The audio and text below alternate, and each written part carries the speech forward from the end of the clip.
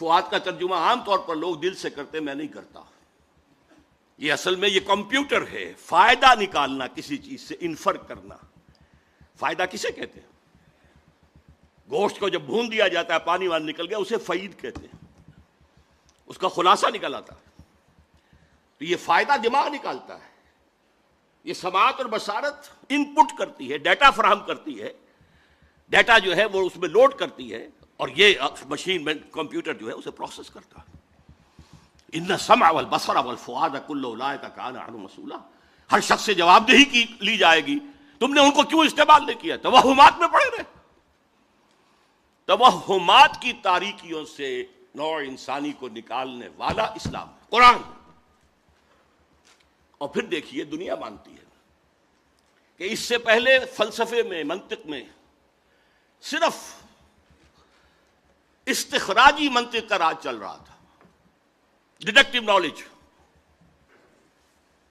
ایک بات مان لی اور اس کے منطقی نتیجے میں بال کی کھال اتارتے جا رہے ہیں، اسی میں ڈوبے ہوئے ہیں، اسی میں ڈوبے ہوئے ہیں. قرآن نے آ کر دنیا کو روشناس کرایا استقرائی منطق سے. دیکھو، مشاہدہ کرو، کھول آنکھ، زمین دیکھ، فلک دیکھ، فضا دیکھ، مشرق سے ابھرتے ہوئے سورج کو ذرا دیکھ. افلا ينظرون الى الابل كيف خلقت والى السماء كيف رفعت والى الجبال كيف نصبت والى الارض كيف سطحت فذكر انما انت مذکر. دیکھو، غور کرو، سوچو، آبزرو کرو، پھر نتائج نکالو، انفر کرو. یہ استقرائی منطق، انڈکٹیو نالج، دنیا کو اس سے روشناس کرانے والا قرآن ہے. یہی انڈکٹیو نالج سائنس کی بنیاد بنا، اور سائنس انر کور بن گیا جدید تہذیب کا. اگرچہ اس کا جو ظاہر ہے، انر کور کے اوپر جو پردے لپٹے ہوئے ہیں وہ غیر اسلامی ہیں. وہ کیسے وجود میں آئے اس کی بھی میں تاریخ آپ کو بتا دینا چاہتا ہوں. دیکھیے،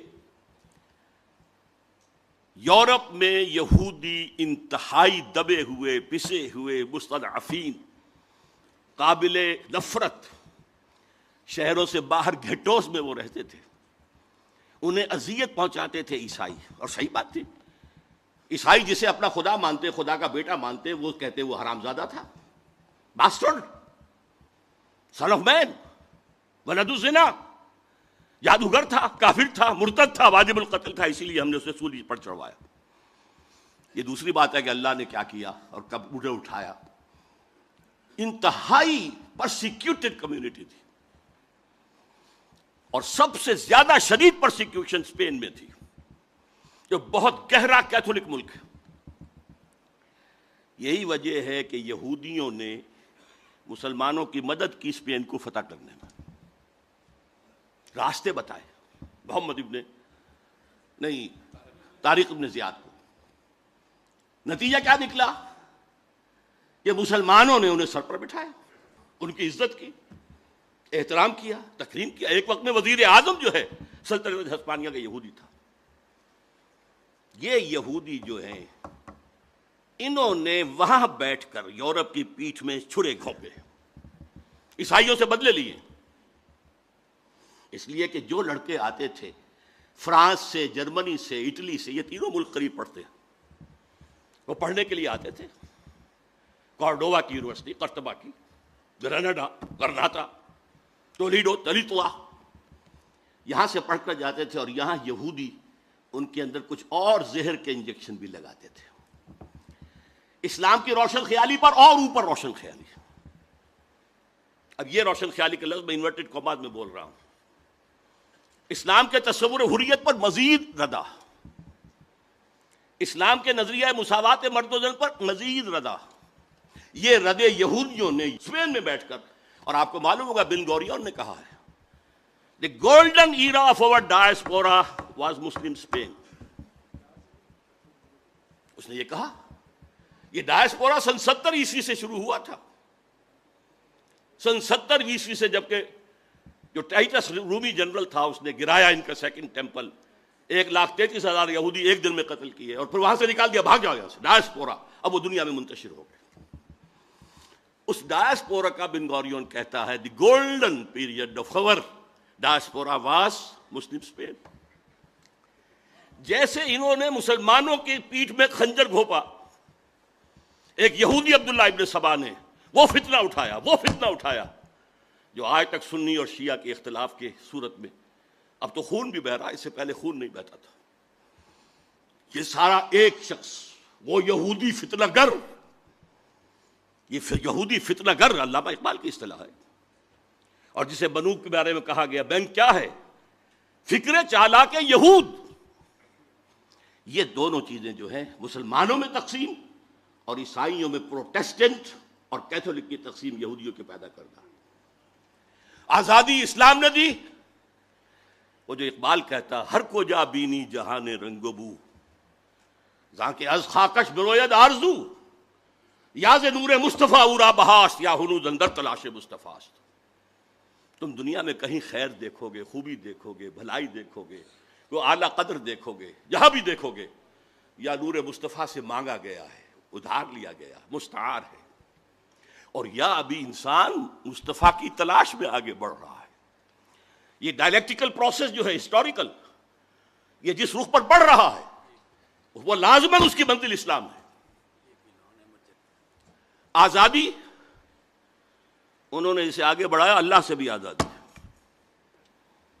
یہ نہیں کہ تمیز بندہ واقع فساد آدمیت، صرف یہ نہیں، اللہ سے بھی آزاد، مادر پدر آزاد، مساوات مرد و زن، فیملی سسٹم کو تباہ کرنے کے لیے عورت کو بھی مرد بنا دو، لے آؤ معاشی میدان کے اندر، لے آؤ گھر سے نکالو. حالانکہ خاندانی نظام ایک ایسا نظام ہے کہ اس کا ایک سربراہ ہو سکتا ہے، دو تو برابر کے سربراہ نہیں ہو سکتے. ٹوٹے ہی ٹوٹے، برباد ہو ہی ہو. مینیجنگ ڈائریکٹر ایک بنائیں گے، ڈائریکٹر 100 رکھ لیجیے، لیکن اس کو توڑا.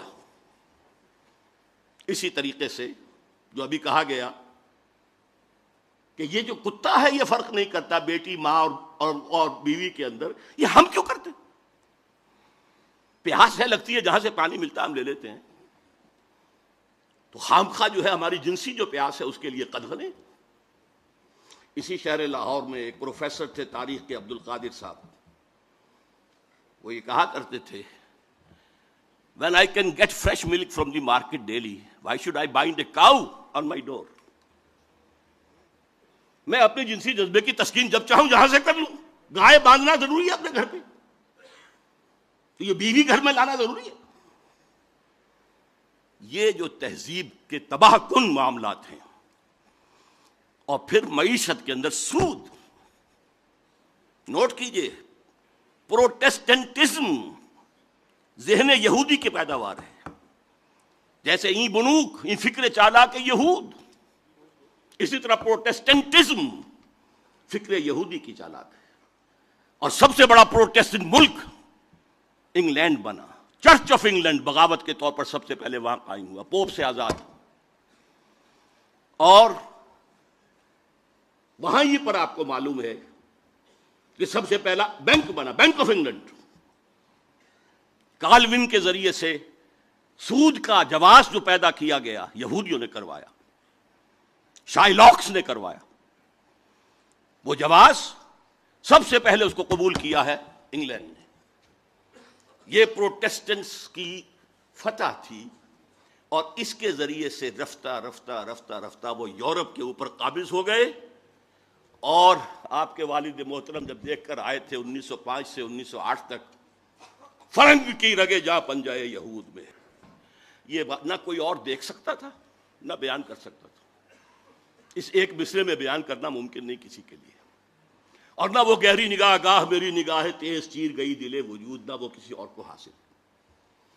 فرق صرف یہ ہوا ہے اس ایک صدی کے اندر کہ پہلے فرنگ کا اور پروٹیسٹنٹزم کا امام برطانیہ تھا.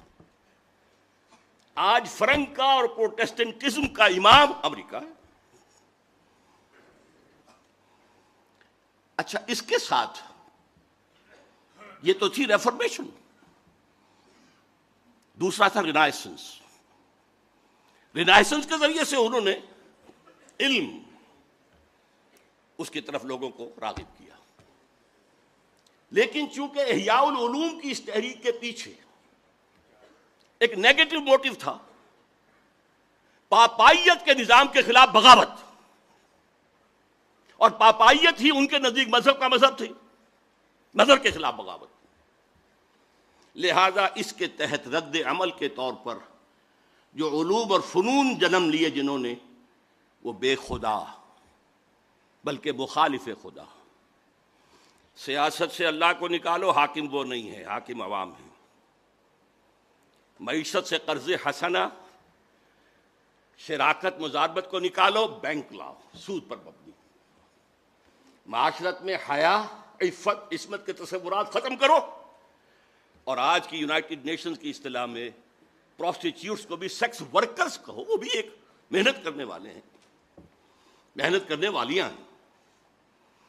یہ بے خدا سائنس اور بے خدا بلکہ مخالف خدا فلسفہ ہے جس نے اس روشن خیالی کو جنم دیا ہے جو آج پیش کی جا رہی ہے۔ اصل روشن خیالی وہ تھی جو محمد رسول اللہ نے دی تھی، اور علامہ اقبال کے بقول آج اگر کہیں کو خیر یا خوبی ہے تو وہ صرف نور مصطفیٰ سے مستعار ہے۔ اس کا پس منظر کیا ہے وہ میں آپ کو بتا دوں۔ دیکھیے، اللہ تعالیٰ نے علم کے لیے دو آنکھیں دی تھی انسان کو۔ علم کی جو اہمیت آئی ہے وہ ابھی میں بتا چکا ہوں۔ قرآن مجید کہتا کسی ایسے چیز کے پیچھے مت پڑو جس کی بنیاد علم پر نہ ہو۔ اچھا، اسی لیے یہ تمام توہمات آکلٹ سائنس، حالانکہ انہیں سائنس کہا گیا ہے، پامسٹری ہو، نجوم شناسی ہو، یہ چیزیں ان میں حقیقت ہے، اسلام نے اس کا انکار نہیں کیا۔ Science of numbers, science of colours وغیرہ وغیرہ جنہیں آپ کہتے ہیں آکلٹ سائنس، ہٹاؤ ان سے، توجہ ہٹاؤ، جادو حق ہے مت کرو، کفر ہے۔ یہ نہیں کہا کہ یہ نفی کی ہے کہ ان میں کوئی حقیقت ہے ہی نہیں، تمہاری توجہ نہیں ہونی چاہیے۔ تمہیں ہم نے دو آنکھیں دی ہیں، اور سورہ بقرہ کے چوتھے رکوع میں اول دوم دونوں آنکھوں کا ذکر ہے۔ ایک آنکھ ہے ایکوائرڈ علوم کے لیے، جو علم تمہیں خود حاصل کرنا ہے، جسے پوٹینشلی آدم کے اندر ودیت کر دیا گیا تھا۔ جیسے آم کی گٹھلی میں پورا آم کا درخت ہے، علم آدم الاسماء کلہا میں وہ پورا ایکوائرڈ نالج موجود تھا جو آدم حاصل کر سکتا تھا یا نسل آدم حاصل کر سکتی تھی۔ اس کے لیے کیا اپریٹس دیا؟ ان السمع والبصر والفؤاد، ان تین چیزوں کو بروئے کار لاؤ اور قدم بقدم بڑھتے چلے جاؤ۔ یہ اس علم الاسماء کی ایکسفولیشن ہے جو آج ہم دیکھ رہے ہیں سائنس کی شکل میں، ٹیکنالوجی کی شکل میں۔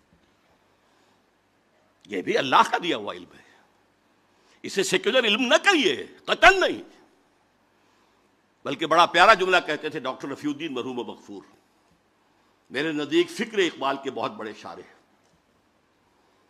کہ Quran is the word of God and this universe is the work of God. ان دونوں میں کوئی تضاد نہیں ہو سکتا۔ اگر تضاد محسوس ہوا اس دور میں جبکہ ہمارا کائناتی علم بہت کم تھا، وہ تضاد اس دور کے مفسرین کے حوالے کیا جائے گا، قرآن کے حوالے نہیں کیا جائے گا۔ اس لیے ڈاکٹر مورس مختار نے کہا کہ میں نے بائبل پڑھی، اس میں بہت سی چیزیں وہ ہیں جنہیں قرآن غلط ثابت کر چکا ہے، موجودہ سائنس، قرآن میں ایک حرف میں نے نہیں پایا کہ جسے موجودہ سائنس نے غلط ثابت کیا۔ اور وہ مسلمان ہو گیا، فرینچ سرجن بہت بڑا۔ تو یہ ورک آف گاڈ ہے، یہ سیکولر سائنس نہیں ہے، یہ بھی مذہبی ہے۔ اللہ کے عمل کا مطالعہ کرو، اللہ کے بنائے ہوئے قوانین فطرت ہیں ان کا مطالعہ کرو، ان سے فورسز آف دی نیچر کو کیپچر کرو، ہارنس کرو، استعمال کرو۔ لیکن دوسرا علم، فَإِمَّا يَأْتِيَنَّكُم مِّنِّي هُدًى فَمَن تَبِعَ هُدَايَ فَلَا خَوْفٌ عَلَيْهِمْ وَلَا هُمْ يَحْزَنُونَ۔ دوسرا گیون نالج ہے اللہ کی طرف سے، یہ ایکوائرڈ نالج ہے جو رفتہ رفتہ رفتہ رفتہ رفتہ رفتہ بڑھا ہے، اور آج یہاں پہنچ گیا ہے کہ اقبال کہتے ہیں کہ فروغ آدم خاکی سے، عروج آدم خاکی سے انجم سہمے جاتے ہیں کہ یہ ٹوٹا ہوا تارا مہ کامل نہ بن جائے۔ دوسری آنکھ تھی، جب بھی تمہارے پاس میری طرف سے ہدایت آئے، وہی آئے، فمن تبع ہدایا فلا خوف علیہم ولا هم یحزنون۔ یہ دو آنکھیں تھیں، وہی اور اکتسابی علم۔ یہ گیون ہے، یہ ریویلڈ نالج ہے، یہ اوپر سے آیا ہے، اور یہ نالج آپ کو اپنی سماعت و بصارت اور عقل کے ذریعے حاصل کرنا ہے۔ انسانی تہذیب کا سب سے بڑا المیہ کیا ہے؟ مذہب کی مخالفت میں جو سائنس اور فلسفہ اور جو تہذیب پروان چڑھی، اس نے ریویلڈ نالج سے آنکھ بند کر لی۔ رکھو ادھر، صرف ایک آنکھ کھلی رکھی۔ اسی لیے یہ یک چشم تہذیب ہے، یک چشم دجال۔ جتنی اس میں ترقی ہوئی ہے، دجالیت کی طرف انسان کا قدم بڑھتا چلا جا رہا ہے۔ دونوں آنکھیں کھلی ہوتی کوئی پرواہ نہیں تھی، سائنس آسمان کو چھو لیتی، کوئی خرابی نہ ہوتی۔ ہدایت عملی زندگی کے اندر حاصل کرو وہی کے ذریعے سے، ریویل نالج کے ذریعے سے۔ لیکن وہاں کیا ہے؟ اجی چھوڑو، خدا ہے یا نہیں ہے، ہوگا، لیکن یہ کائنات تو ہے نا، اس کو سمجھو۔ یہ ہمارے جسم میں کوئی روح بھی ہے کہ نہیں ہے، ہوگی، کون کہہ سکتا ہے کہ ہے؟ اس کو چھوڑو، یہ جسم تو ہے نا، اس کی پرواہ کرو، بالو پوسو، صاف رکھو۔ یہ آخرت کوئی ہے یا نہیں ہے، ہوگی بھائی، شاید ہو، کسی نے آ کے بتایا تو نہیں واپس۔ یہ دنیا تو ہے، اسے بناؤ، حاصل کرو، آسائشیں لو، بہبود بھی کرو لوگوں کی، لیکن ساری توجہ دنیا پر، روح کی بجائے جسم پر، اللہ کی بجائے کائنات پر۔ یہ صرف شفٹ آف ایمفیسس ہے جس نے کہ تہذیب، تمدن، فکر، فلسفہ سب کا رخ بدل دیا، یک چشمی بنا دیا۔ ورنہ میں آپ کو بتاتا ہوں، اور علامہ اقبال نے اس آیت مبارکہ کو اپنے فلسفہ خودی کی سورس قرار دیا، جس کے راوی ہیں سید نذیر نیازی مرحوم۔ علامہ نے کہا میرے فلسفہ خودی کی سورس سورہ حشر کی آیت ہے، وَلَا تَكُونُوا كَالَّذِينَ نَسُوا اللَّهَ فَأَنسَاهُمْ أَنفُسَهُمْ أُولَٰئِكَ هُمُ الْفَاسِقُونَ۔ ان لوگوں کے مانند نہ ہو جانا جنہوں نے اللہ کو بھلا دیا تو اللہ انہیں اپنے آپ سے غافل کر دیا، یہی فاسق ہے۔ یہ اپنا آپ کون سا ہے جس سے انسان غافل ہوتا ہے؟ کیا اپنے پیٹ سے کوئی غافل ہے؟ کوئی اپنے جسم سے غافل ہے؟ تھوڑا سا چھالا نکلا ہے انگلی میں تو دوڑتے ہیں ڈاکٹر کے پاس، دانت میں درد ہو تو جا کر ڈینٹسٹ کو رات کے 1 بجے بھی آپ اس کے گھر پر دروازہ توڑ دیں گے۔ لیکن روح ہے یا نہیں، اس سے ہم بے پرواہ ہو گئے۔ وَلَا تَكُونُوا كَالَّذِينَ نَسُوا اللَّهَ فَأَنسَاهُمْ أَنفُسَهُمْ۔ انہوں نے اللہ کو بلایا تو اللہ نے انہیں اپنے آپ سے غافل کر دیا۔ اسی کا کانورس ہے جو بعض صوفیہ کا قول ہے، من عرف نفسه فقد عرف ربہ۔ جس نے اپنے آپ کو پہچان لیا اس نے خدا کو پہچان لیا۔ اس لیے کہ ہمارے اندر وہ ڈیوائن سپارک ہے، وہ روح ملکوتی ہے، وَنَفَخْتُ فِيهِ مِن رُوحِي، جسے قرآن 2 جگہ کہہ رہا ہے، اللہ کی اپنی روح اس میں سے پھونکا۔ بہرحال اس نئی تہذیب کے تحت جو روشن خیالی آ رہی ہے وہ مجسم دجالیت ہے۔ اس دجالیت کا یوں سمجھیے، میں نے 3 لحافوں سے تشبیہ دی ہے۔ جب ملیریا بخار چڑھتا تھا تو اتنی سردی اور اتنی وہ ہوتی تھی، ایک لحاف ڈالا، دوسرا ڈالا، تیسرا ڈالا۔ سب سے اوپر کا لحاف ہے سیکولرزم، زندگی کے مین دھارے سے خدا کو نکال باہر کرو، کال پکڑ کر جاؤ، مسجد میں رہو، مندر میں رہو، سینیگاگز میں رہو، چرچ میں رہو، ہم آئیں گے، درشن کر لیں گے، ڈنڈوت کر دیں گے، بس۔ ہماری سیاست، ہماری ریاست، ہمارے قوانین، ہمارے نظام سیاسی، نظام معاشی، ہمارا تصور سماجی اقدار، سوشل ویلیوز، ہمارا تصور سماجی خرابی ہے، سوشل ایونز کا، یہ ہم کریں گے۔ Nothing doing. آپ بیٹھیں مسجد میں، بیٹھے، آئیں گے ہم 5 وقت آئیں گے، درشن کریں گے آپ۔ یہ پہلا لحاف ہے جو پوری کائنات، پورے زمین کو اس وقت انگلف کیے ہوئے۔ دوسرا لحاف انٹرسٹ بیسڈ کیپٹلزم، پوری دنیا بینکنگ، یہ بنوک، یہ فکر چابا کے یہود، نور حق السینہ آدم ربود۔ اور کیا بات کہی ہے عزیزم عاکف سعید نے، اس کا دوسرا شعر نہیں پڑھا، تا تہو بالا نہ گردہ دین نظام، دانش و تہذیب و دین سودائے خام۔ جب تک یہ بینکوں کا نظام تو بالا نہیں ہوتا، ختم نہیں ہوتا، اپروٹ نہیں ہوتا، اس وقت تک دانش کیا بات کرتے ہو دانش کی، تہذیب کیا بات کرتے ہو تہذیب کی، دین کیا بات کرتے ہو دین کی، سودائے خام، یہ تو بڑے کچے خیالات ہیں۔ دوسرا لحاظ بھی گلوبل ہے، تیسرا لحاظ البتہ ابھی کچھ مشرقی ممالک خصوصاً مسلمان ممالک پر پوری طرح نہیں اڑا ہے۔ وہ اگر آپ protocols of designs, elders of designs پڑھیں گے تو معلوم ہوگا کہ یہ بھی ایک پورے پلان کے تحت ہو رہا ہے۔ شرم و حیا کے تصور نکال باہر کرو، عصمت و عفت کا تصور نکال باہر کرو۔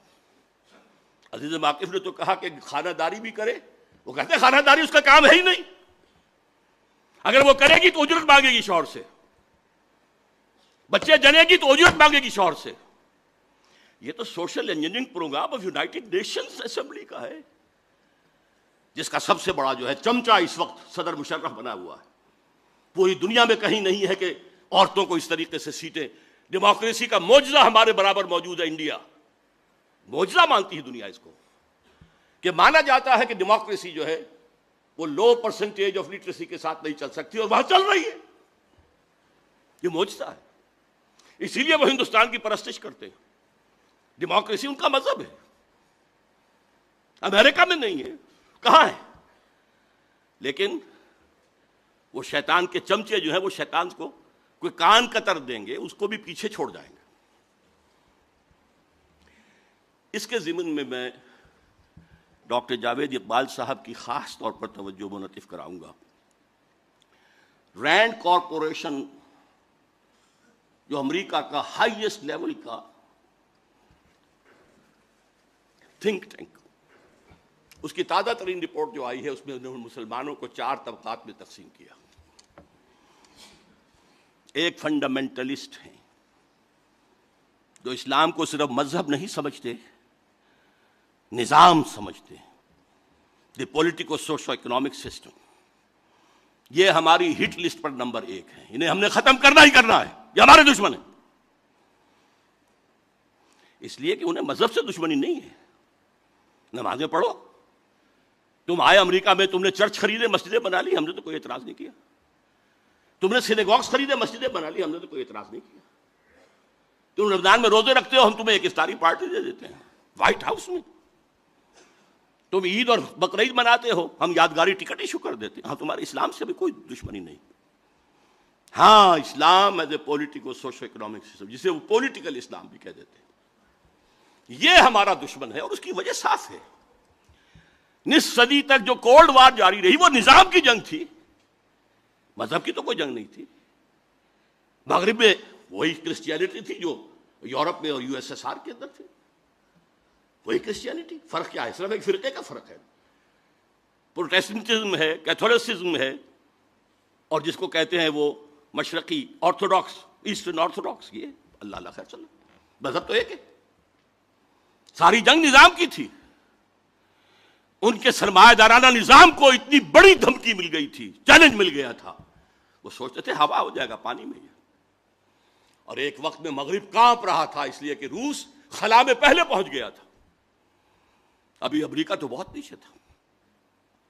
بہرحال جنگ ان کی ہے ان فنڈامنٹلسٹ سے جو اسلام کو دین سمجھتے ہیں، مذہب بھی ہے، عقائد بھی ہیں، عبادات بھی ہیں، رسومات بھی ہیں، یہ جو 3 ایسنشل کانسٹیٹیوئنٹس ہیں مذہب کے، کلاسیکل مذہب وہ بھی ہیں، لیکن یہ پولیٹیکل سسٹم بھی ہے، اکنامک سسٹم بھی ہے، سوشل سسٹم بھی ہے، تینوں ہیں۔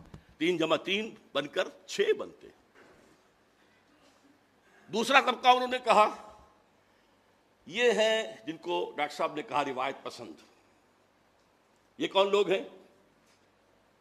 وہ بھی ٹریڈیشنلسٹ کہتے ہیں اس گرینڈ کارپوریشن میں۔ یہ وہ ہیں جو قال اللہ و قال رسول میں مگن ہیں، مدرسوں میں ہے، مسجدوں میں ہے۔ یہ ہمارے لیے کوئی براہ راست چیلنج نہیں ہے، لیکن اگر خدا نہ خواستہ وہ ٹریڈیشنلسٹ جو ہیں وہ فنڈامنٹل سے مل جائیں تو بہت خطرناک ہے، اس لیے کہ ان کے پاس ذریعہ ہے پبلک کے سامنے آنے کا، مساجد ہے، ہفتے وار جلسہ منعقد ہوتا ہے، تو تو تیسرے نمبر پر ہیں ماڈرنسٹ، اور میں ڈاکٹر صاحب کو بھی انہی میں شمار کرتا ہوں، جو اسلام کی ایسی تعبیر کرنا چاہتے ہیں جو مغرب کے لیے پیلیٹیبل ہو۔ آپ نے کہہ دیا شراب حرام نہیں ہے فی نفس ہی، شراب تو حرام ہے، رجس من عمل الشیطان فاجتنبوہ، چھوڑو اس کو، فہل انتم منتہون، چھوڑتے ہو کہ نہیں؟ تمہیں پہلے بھی دے دیے گئے تھے سگنلز کہ شراب اور جوئے میں کچھ خوبیاں بھی ہیں اور کچھ گناہ بھی ہیں، گناہ کا پہلو بھاری ہے۔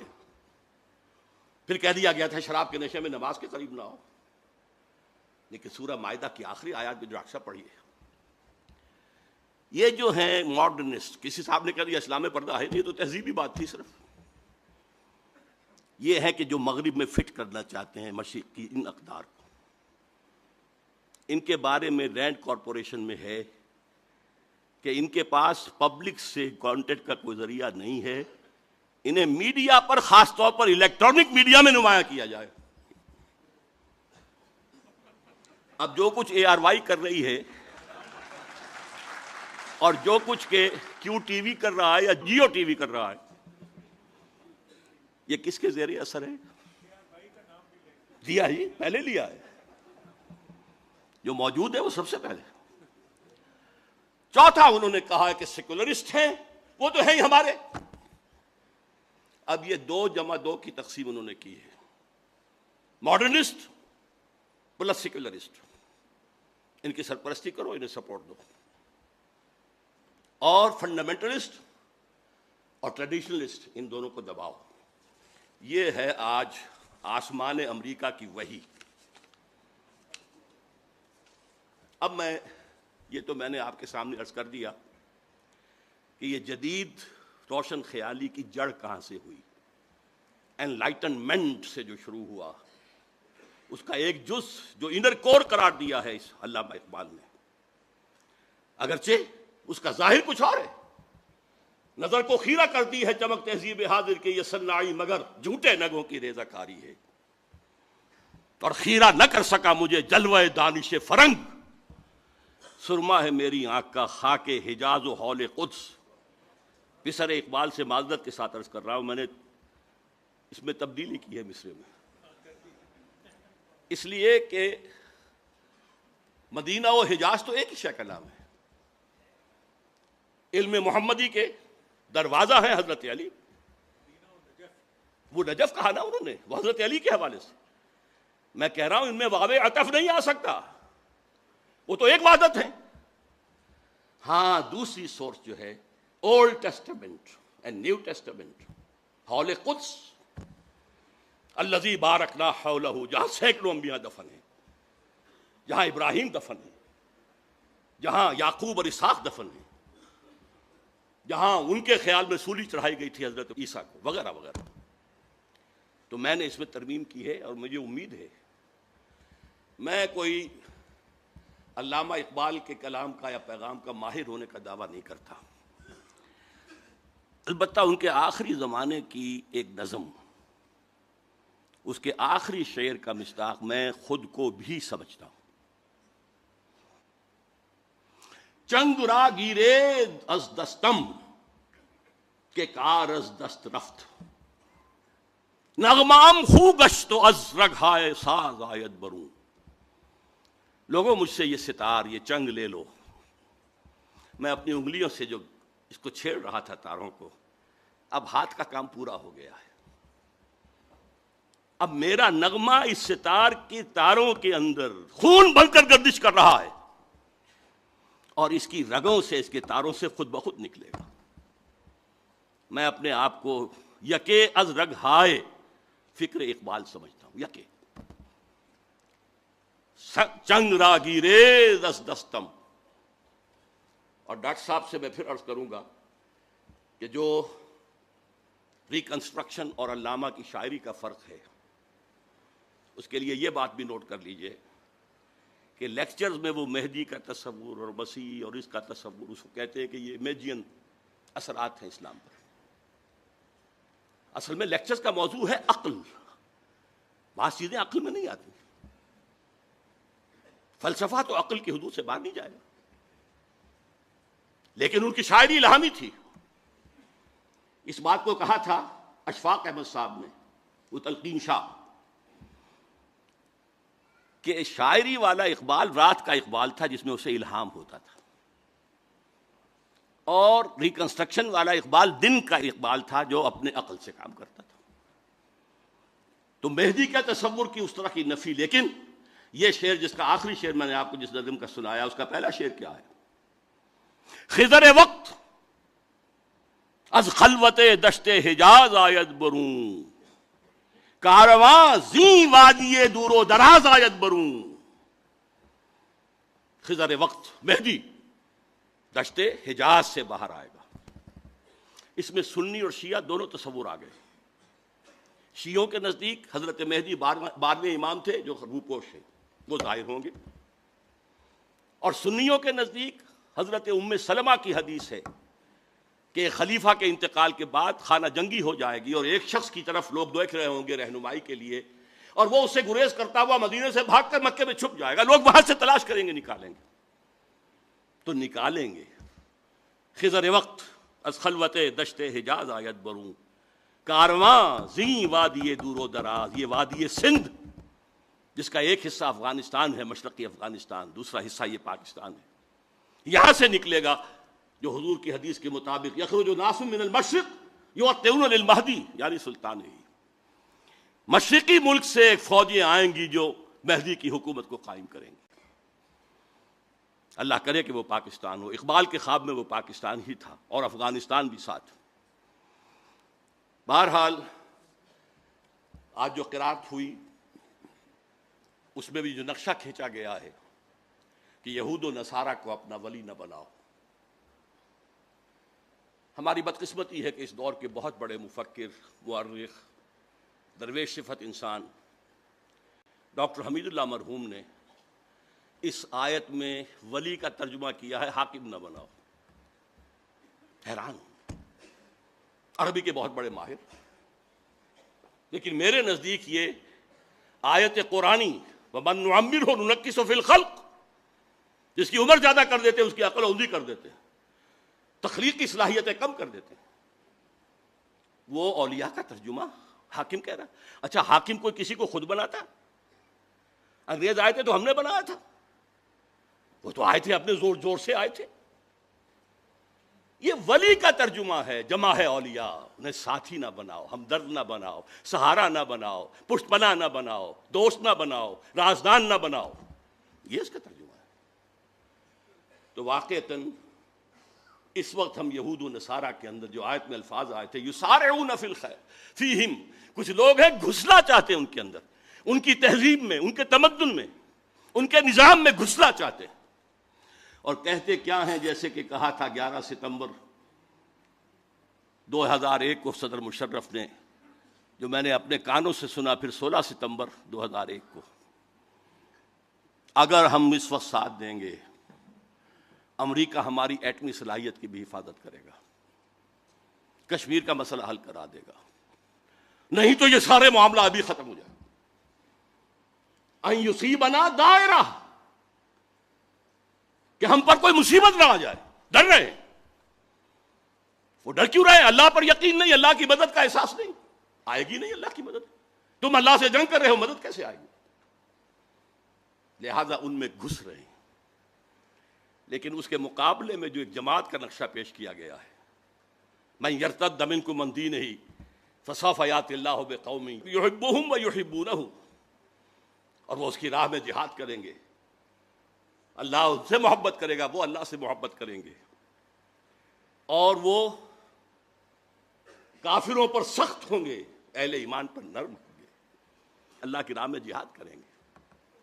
اللہ تعالی ہمیں وہ جماعت بننے کی توفیق عطا فرمائے. ان دونوں آیتوں کا تعلق جو ہے اگلی آیات سے وہ یہ ہے.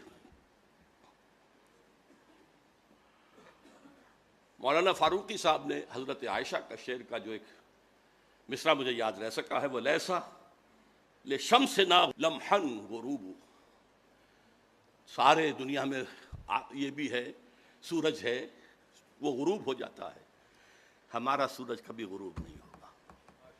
وہ ہے محمد الرسول اللہ صلی اللہ علیہ وسلم۔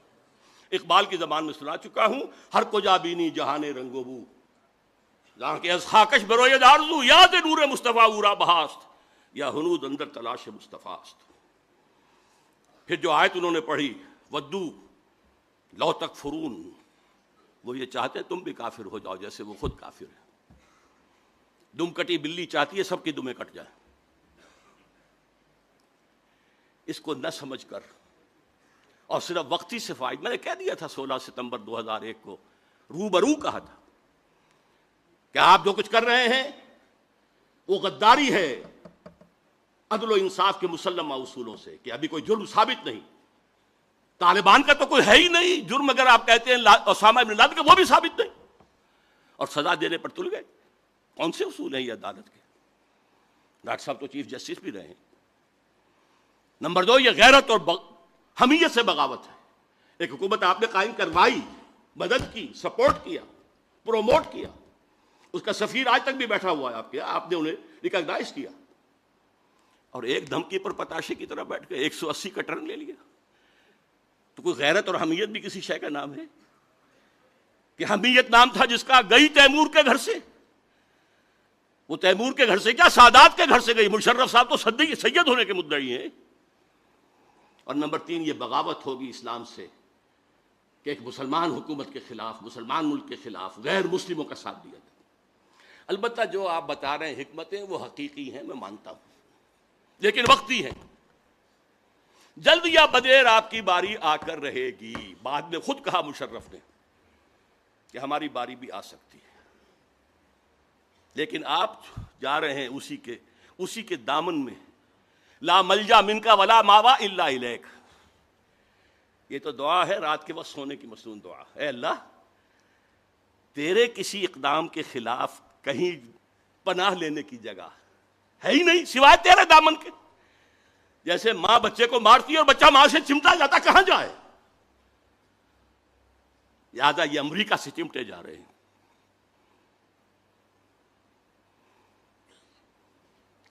انجینئر سلیم اللہ خان صاحب نے جو بات کہی، روشن خیالی کا نفاذ، یہ ہے اصل بات جو اس وقت اس حکومت کے تحت ہو رہا ہے۔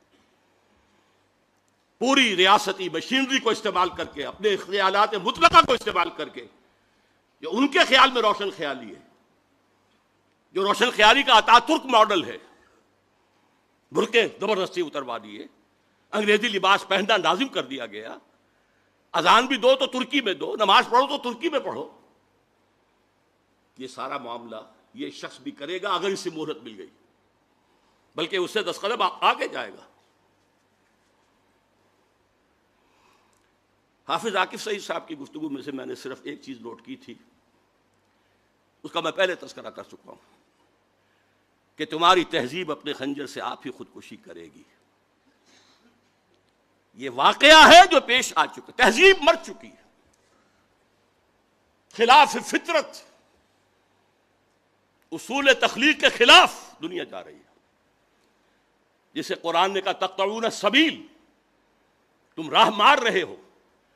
یہ راہ مارنا جو ہے رہزنی بھی ہے، اور یہ انسانیت کی پیدائش کی راہ نہیں ماری جا رہی۔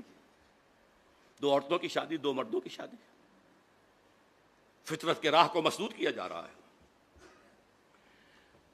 محترم اور مکرم ڈاکٹر جاوید اقبال صاحب کی جو کے فرمودات میں سے ایک پر میں پہلے تبصرہ کر چکا ہوں۔ میرے نزدیک یہ انلائٹنمنٹ کی تعبیر ہے، جو آج سے 400 برس پہلے کی بات ہے، اور آج اسے ہم اس انلائٹنمنٹ جس میں اسلام کی انلائٹنمنٹ کے ساتھ یہودیوں کا ذہن، فکر چالاک یہود شامل ہو گیا تھا۔ مجھے ایک شعر یاد آیا، کون سیاہی گھول رہا ہے وقت کے بہتے دریا میں، وقت کا بہتا دریا، اسلام کی تعلیمات، حریت و اخوت و مساوات، جس کا راگ الاپا اقبال نے، جس کا راگ الاپا بلکہ قوالی کہی جس کی قائد اعظم نے، اس کے اندر زہر داخل کیا ہے۔ حریت، اللہ سے بھی آزادی، مادر پدر آزادی، مساوات، عورت مرد بالکل برابر، سماجی نظام کیا ہے یہ شرم اور حیا اور یہ عصمت و عفت، غیرت نہ تجھ میں ہوگی نہ زن ووٹ چاہے گی. وہ زمانہ آ رہا ہے، آ چکا ہے. نمبر 2، ڈاکٹر صاحب نے سب سے زیادہ اہم قرار دیا انقلاب فرانس کو. یقیناً وہ بھی رینیسنس کا ایک پروڈکٹ ہے، نتیجہ ہے. آزادی، بادشاہوں سے آزادی، جاگیرداروں سے آزادی، لارڈ سے، بیرن سے آزادی. لیکن اس کا جو اصل مظہر ہے وہ ہے در حقیقت چرچ آف انگلینڈ اور بینک آف انگلینڈ. یہ ہیں دو چیزیں جو یہودیوں نے وہاں پر مسلط کی. چرچ پاپائیت سے اگر بغاوت نہ ہوتی تو سود کی اجازت نہیں مل سکتی تھی. سود حرام تھا، یورپ کے نظام کے تحت حرام تھا. پروٹیسٹنٹس کے ذریعے سے انہوں نے اس کی اجازت حاصل کی اور پھر اپنے سودی ہتھ کنڈوں کے اندر پورے یورپ کو جگڑ لیا. فرنگ کی رگے جہاں پنجے یہود میں. Bank of England. تیسری بات جو جمال الدین افغانی کے بارے میں کہی کہ خلیفہ پر شورا کے رائے یا اکثریت کی رائے مؤثر ہونی چاہیے، بائنڈنگ ہونی چاہیے. میں نے اپنا جو تصور پیش کیا ہے جدید خلافت کا، اس میں یہی بات کہی ہے. درخواست کروں گا کہ ڈاکٹر صاحب میری وہ چھوٹی سی کتاب پڑھ لیں. انسٹیٹیوشن بہت بعد میں ڈیولپ ہوئے ہیں. خلفائے راشدہ میں لیجسلیچر اجتہاد اور جو ایگزیکٹو اور جوڈیشری سب کے ہیڈ خلیفہ تھے. جیسے حضور تھے، تینوں چیزیں جمع تھیں. لیکن آج انسٹیٹیوشنز ڈیولپ ہو گئے. یہ تین پلرز کو علیحدہ کرنا ہوگا. آج ہمیں وہ شخص نہیں مل سکتا جو تقوی اور تدین میں، خدا ترسی میں اور للہیت میں صحابہ کرام کے صف میں کھڑا ہو سکے. لہذا وہ اعتماد نہیں کیا جا سکتا. فیڈریشن کی جو تجویز انہوں نے پیش کی تھی، میرے علم میں حال ہی میں آیا ہے کہ ان کی تجویز تھی کہ یہ علاقہ ہندوستان کا جو آج پاکستان کی شکل میں ہے اور افغانستان اور روسی ترکستان مسلمان ریاستیں، کیونکہ 1897 میں جمال الدین افغانی کا انتقال ہو چکا تھا. بولشوک ریولوشن آیا 20 برس بعد 1917 میں. اس وقت تک یہ ترک ریاستیں مسلمان ریاستیں تھیں. ان کو جوڑ کر، اس لیے کہ ان تینوں کے اندر فقہ حنفی ہے جو غالب ہے، ایک ہی فکر ہے. ایران کو اس نے شامل نہیں کیا، حالانکہ بائی برتھ ہی وادن ایرانی. وہاں ذرا مختلف ہیں عقائد بھی اور فقہ بھی. ان تینوں کو جوڑ کر ایک بلاک بنایا جائے. یہ خواب تھا جو اس نے دیکھا تھا. ایک دوسرا خواب اقبال نے دیکھا تھا 1930 کے خطبے میں کہ یہ ڈیسٹنی ہے کہ ہندوستان کے شمال مغرب میں ایک آزاد مسلمان ریاست قائم ہوگی. اور اگر ایسا ہو گیا تو ہمیں موقع مل جائے گا کہ اسلام کے چہرے پر عرب امپیریلزم کے دور میں جو دبے اور داغ آ گئے تھے انہیں ہٹائے اور صحیح اسلام کا نمونہ پیش کریں. سر سید کے بارے میں جو کچھ کہا ہے ڈاکٹر صاحب نے، ان پر کفر کا فتویٰ ان کی تعلیمی پالیسی کی وجہ سے نہیں لگا. حقائق کو درست کانٹیکسٹ میں سمجھنا چاہیے. جیسے کہ ڈاکٹر شاہد صاحب نے کہا، وہ اپنی قومی سوچ کے دائرے سے نکل کر مذہبی اور اعتقادی دائرے میں داخل ہو گئے. انہوں نے کہا فرشتہ کوئی چیز نہیں ہے،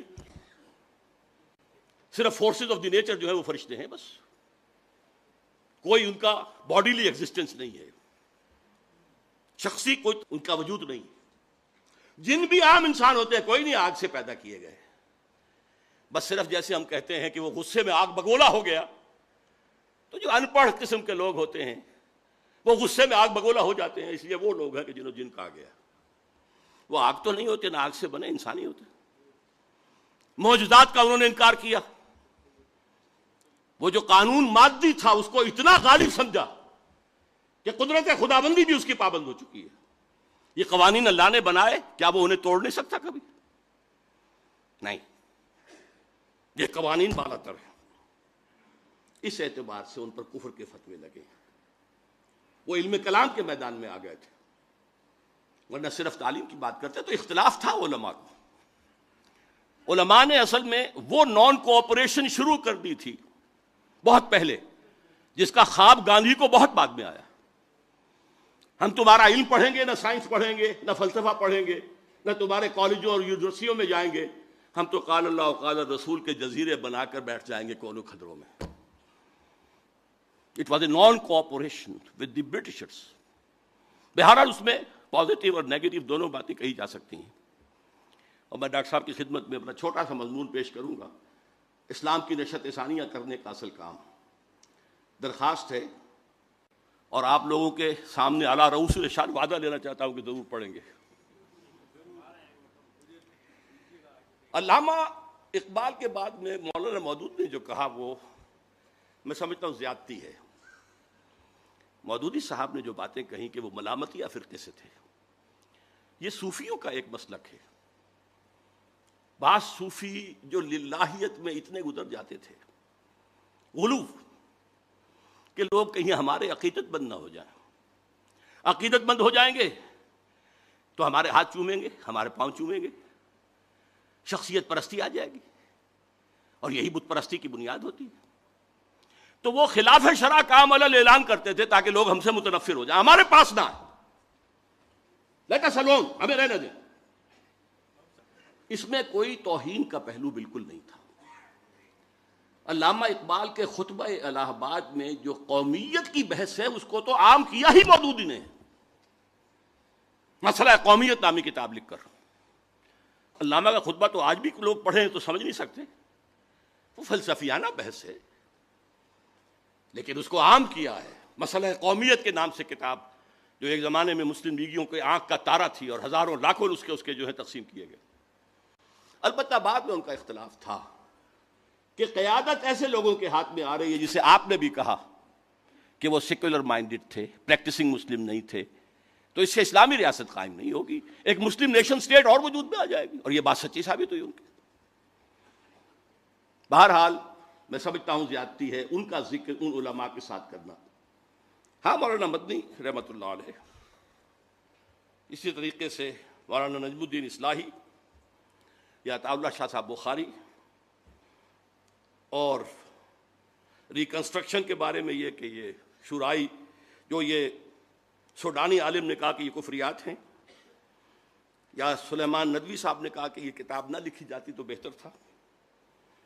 ابو الحسن ندوی کو آپ نے پوتا قرار دیا ہے سید احمد بریلوی کا. وہ کئی پشتوں میں جا کر نواسے بنتے ہیں. سید احمد بریلوی کا بیٹا تو کوئی تھا ہی نہیں، اور وہ بھی براہ راست نواسے نہیں، کئی پشتے ہیں. وہ تو بہت پرانے، بہت زمانے کا جو ہے ان کے درمیان وقفہ ہے. پھر میں آپ سے ایک بات اور عرض کروں گا. مسلم لیگ کی اصل قیادت یقیناً سیکولر لوگوں کی تھی، غیر عالم لوگ تھے.